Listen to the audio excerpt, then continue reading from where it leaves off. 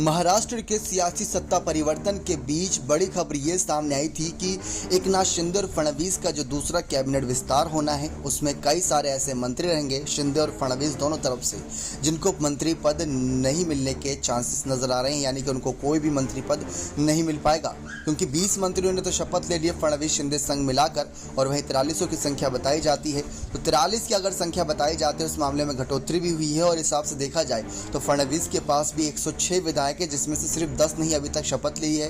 बाकियों की बात करें तो अभी बाकी विधायकों की लिस्ट ऐसी ही पड़ी है, और शिंदे के पास 39 विधायक, और उसमें से अभी तक सिर्फ 10 मंत्रियों ने शपथ ली और बाकी लिस्ट अभी भी ऐसी ही पड़ी है।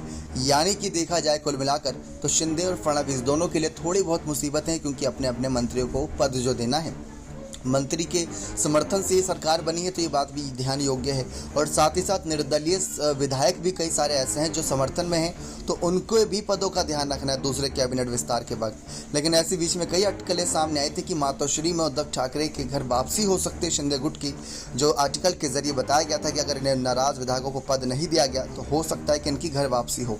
लेकिन अगर देखा जाए तो मातोश्री को ठुकरा कर आए हैं, तो क्या इनके पास एकमात्र ऑप्शन अब राज ठाकरे बचते हैं, क्योंकि राज ठाकरे ने पहले भी साफ कर रखा है कि शिंदे गुट को अपनाने में उन्हें कोई भी संकोच नहीं होगा। बस बैठकर कुछ चीज़ें साफ करने की आवश्यकता होगी, कुछ शर्तें, कुछ बातों को, नियमों का बनाना होगा, जिससे ये सारी बातें साफ होती नजर आए।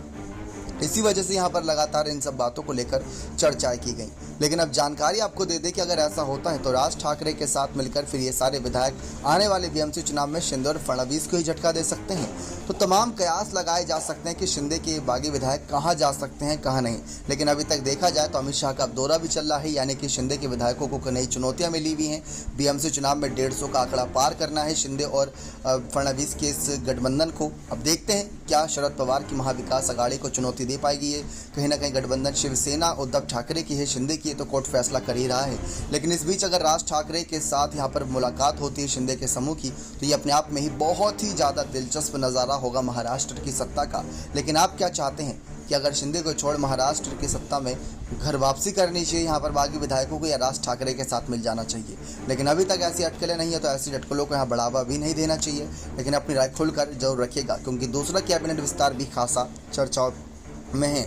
नेक्स्ट 9 न्यूज़ रूम की रिपोर्ट। लेकिन इससे पहले आपको कुछ और भी जानकारी दे दें कि बीच में मुलाकात को लेकर तमाम अटकलें थीं कि शिंदे के कई सारे विधायक और फडणवीस के कई सारे विधायक, कई नेता, और खुद फडणवीस शिंदे भी राज ठाकरे से मुलाकात किए थे, क्योंकि उनके स्वास्थ्य के हालचाल लेने थे।